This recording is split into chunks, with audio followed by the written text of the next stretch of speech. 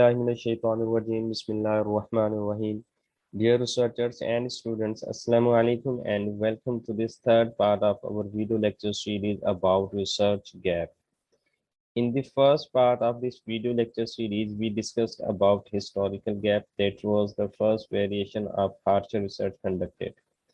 In the second part, we discussed about the second, third, and fourth variations of harsher research conducted, and these variations were research gap with respect to some particular discipline or theory, research gap with respect to some particular geographical location, and research gap with respect to comparison of issues.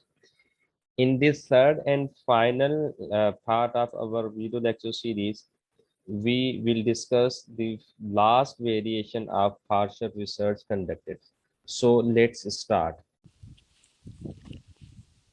Partial research conducted की जो हमारी पांचवी और आखिरी variation है वो है research gap with respect to particular dimension. कभी कभार ऐसा होता है कि किसी एक प्रॉब्लम की दो या दो से ज़्यादा डायमेंशन होती हैं, लेकिन जो रिसर्च की गई होती है उनमें से किसी एक या सिर्फ उनमें से चंद एक के मुतालिक की गई होती है। तो बाकी जो डायमेंशंस हमारी बचती हैं उनके मुतालिक जब हम रिसर्च करेंगे तो वो भी हमारा रिसर्च गैप कहलाएगा। इसको हम कुछ इस तरह से समझने की कोशिश करते हैं कि अगर मैं कहूँ कि मैं देखना चाहता हूँ constraints towards accessibility of capital, कि सरमाए की रसाई में क्या क्या रुकावटें हैं। अब जो हमारे इकोनॉमिस्ट हैं उनको पता है कि जो सरमाए की रसाई में जो रुकावटें हैं वो दो तरह की होती हैं। कुछ रुकावटें जो कंस्ट्रेंट्स होती हैं हमारी वो सप्लाई साइड की होती हैं, कुछ डिमांड साइड की होती हैं। जब हम लिटरेचर रिव्यू करते हैं हम देखते हैं कि जो सप्लाई साइड की कंस्ट्रेंट्स हैं उनके मुतालिक तो काफ़ी सारे रिसर्च मौजूद है, लेकिन जो डिमांड साइड की कंस्ट्रेंट्स हैं उनके मुतालिक कोई रिसर्च नहीं की गई। तो जो इस तरह का गैप भी हमारा रिसर्च गैप कहलाता है, जहां किसी एक डायमेंशन के मुतालिक रिसर्च की गई हो और दूसरी डायमेंशन के मुतालिक रिसर्च ना की गई हो। सप्लाई हमारी एक डायमेंशन है, डिमांड हमारी दूसरी डायमेंशन है। सप्लाई के मुतालिक रिसर्च मौजूद है, डिमांड के मुतालिक रिसर्च मौजूद नहीं है, तो हम डिमांड को एज ए रिसर्च गैप हम ले सकते हैं।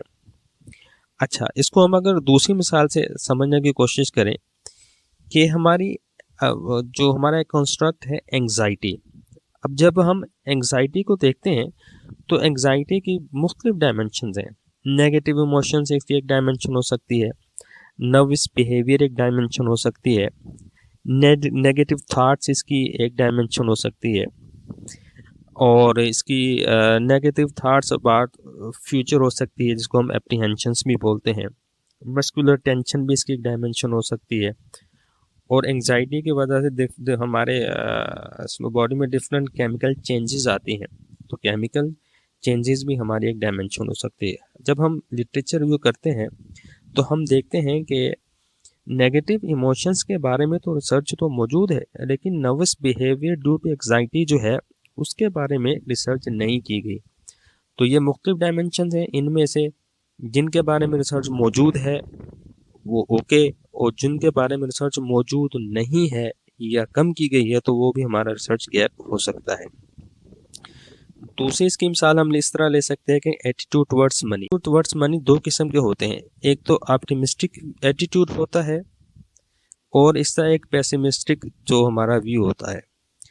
तो अगर हम लिटरेचर व्यू करते हैं हमें देखते हैं कि ऑप्टिमिस्टिक जो इसका व्यू है उसके बारे में तो रिसर्च मौजूद है, ये जो एक डायमेंशन है, लेकिन पेसिमिज्म जो इसका व्यू है उसके बारे में कोई रिसर्च मौजूद नहीं है। तो ये भी हमारा एक तरह का रिसर्च के हमारा बन जाएगा research gap. Thank you for watching all the three parts of this video lecture series about research gap. And hopefully इस वीडियो लेक्चर सीरीज के साथ आपको जो रिसर्च गैप का कॉन्सेप्ट है वो क्लेरिफाई हो चुका होगा, और ये आपके इस कॉन्सेप्ट के बारे में नॉलेज को बढ़ाने में काफ़ी ज़्यादा मुफीद साबित होगी।